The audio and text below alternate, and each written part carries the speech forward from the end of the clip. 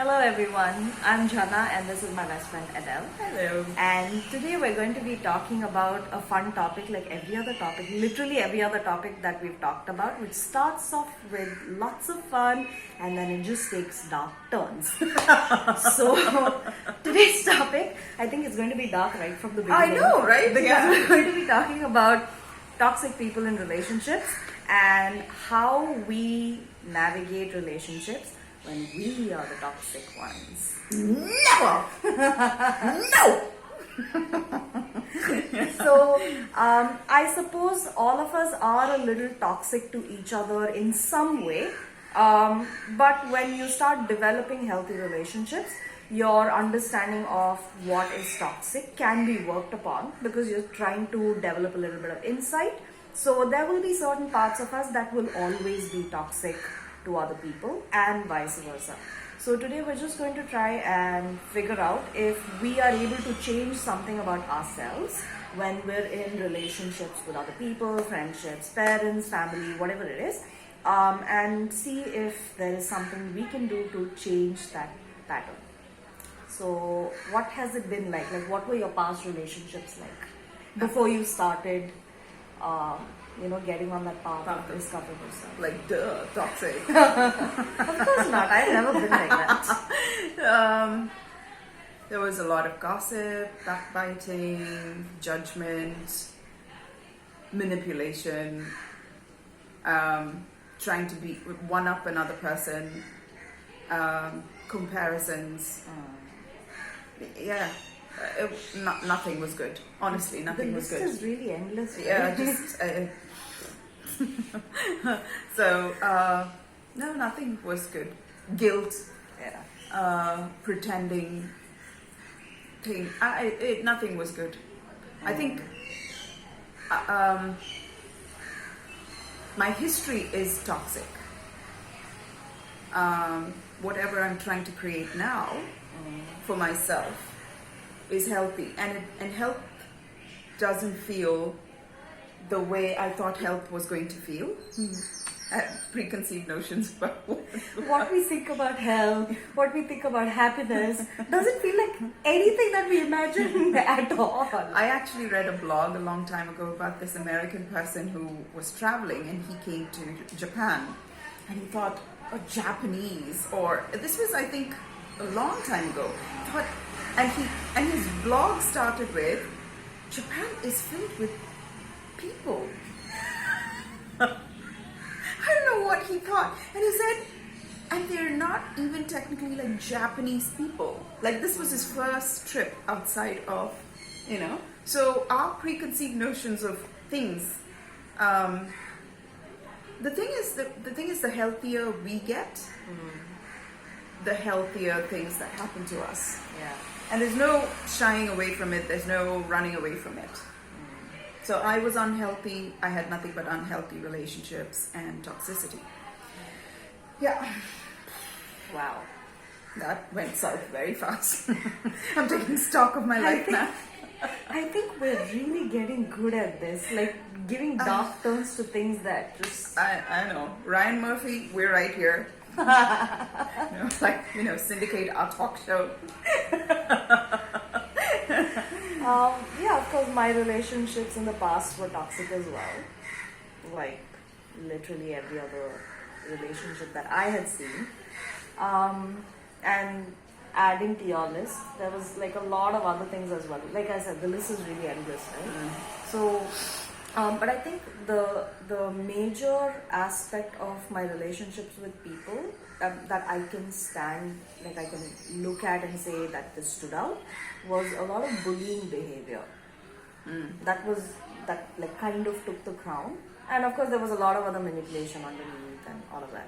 So with toxic relationships there isn't really much to do except to take stock of your life, right? Because it's very easy to blame other people for things that are going wrong in your life, and I realized that I was the toxic one to other people, I think 2 years ago. Yeah. When it's in the rear view mirror, you can't realize you're toxic right in the midst of toxicity. Yeah. We die. Oh God. thank goodness. Just 2 years yeah, ago. And yeah. I remember coming to that realization and I was like, oh shit, like what just happened? So I felt like I had to change a lot of things. Mainly, I needed to start learning about myself. Because if I don't learn about myself, I'm going to continue behaving the same way that I Yes. did in the past. So there was a lot of and painful lessons are learned. I think this is how you learn painful lessons. You wish they weren't, but that's just how it somehow turns out. And you're like, okay, yay, okay, we're doing this. So for me, that was like a turning point where I really had to see that I've been making mistakes that I wish weren't done to me. Yeah. And I'm just replicating behaviors that I had learned simply because it was passed on, and I just accepted it so freely without questioning anything because I didn't know any better. So, few things that I did, I think meditation helped a little bit. Doing a little bit of journaling, doing the work by Byron Katie, these things helped as well. And also the fact that we would talk a lot, having conversations with friends, I think makes a lot of difference in just getting it out and getting another point of view, because you're not going to have all points of view where you think you're going to be right all the time. Yeah. And it's very easy for us to look at someone else and see what is basically hiding in plain sight, but you are not completely aware of it. Yes. And I suppose you've done that for me and I've done that for you as well. And I think that helped quite a bit. And also watching a lot of videos on YouTube, listening to speakers that were, you know, they have different points of view. I think that helped. Therapy. Oh, yeah. Wow, how much therapy could come. Yeah. And also reading the book Healing the Shame That Binds You, that basically details all behaviors that we participate in to take away from what the basic crux of our life is, that we feel shame, and that's why we also engage in toxic behaviors. So I think these few things help me quite a bit. What about you? I think just, I have to say, cutting off all contact with the people and the situations that I had been toxic in helped, because I can spend the rest of my life trying to make it better, arrogantly believing that I can, right? Some sort of a narcissism or some sort of a masochistic belief that I can keep on repaying that debt and being fueled by guilt and pretending to move forward in life when I'm just completely facing backwards. I've ghosted a lot of people, situations, and you know what?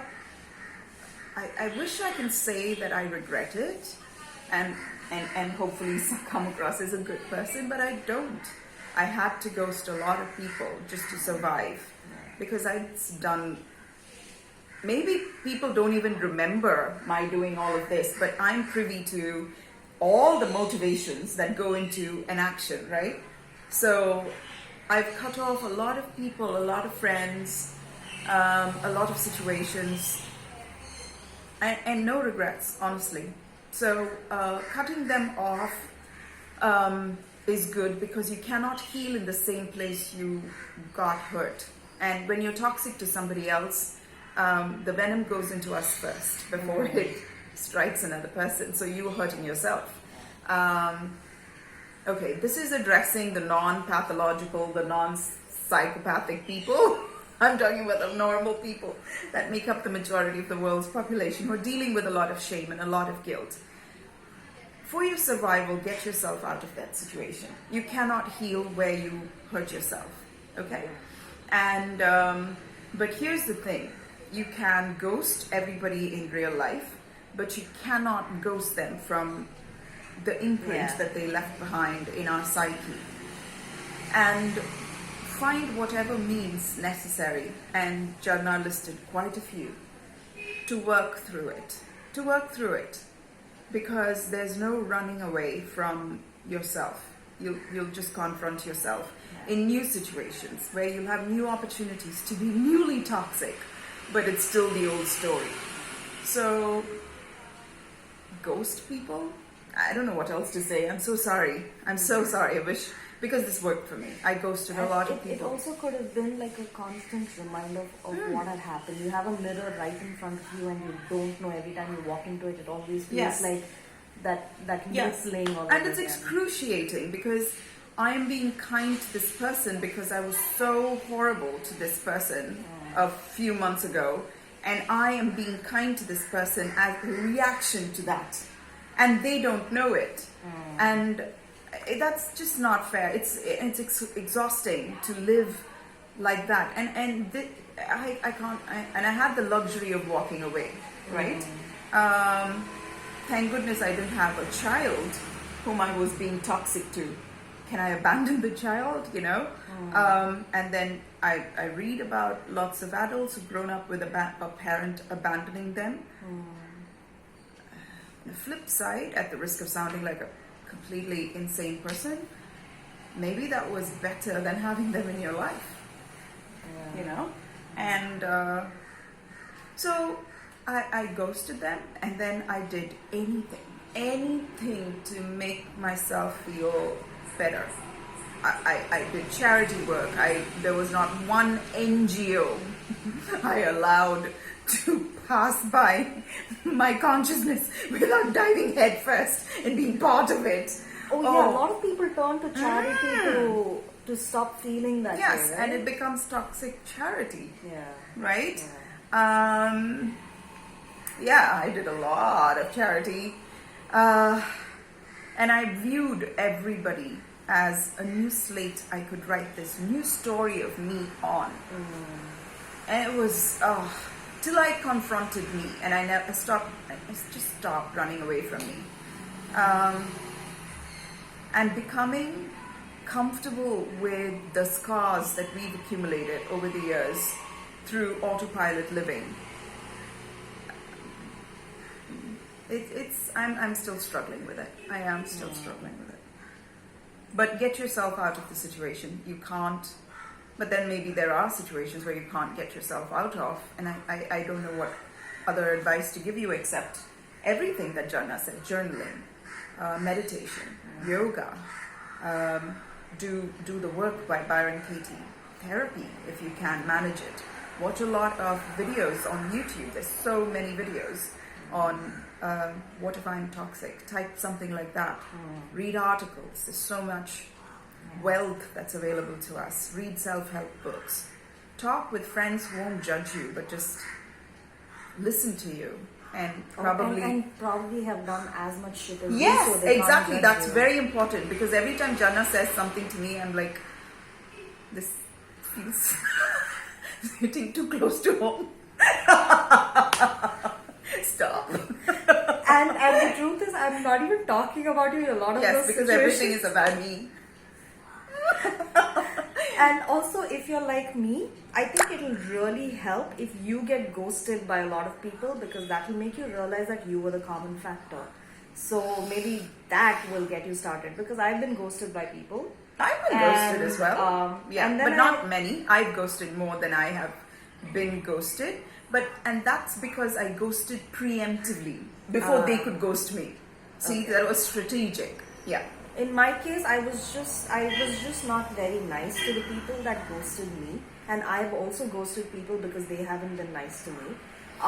But I learned my lesson very quickly when I got ghosted, and then I realized, okay, I am the common factor.